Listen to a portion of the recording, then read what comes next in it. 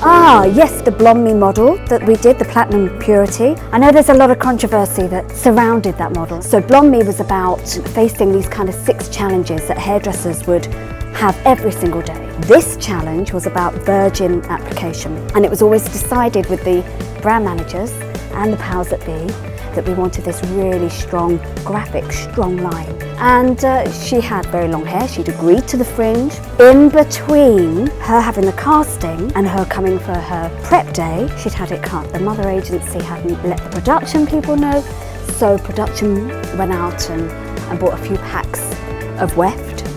And I had to not only take this beautiful black hair to blonde, but I also had to colour all this weft as well.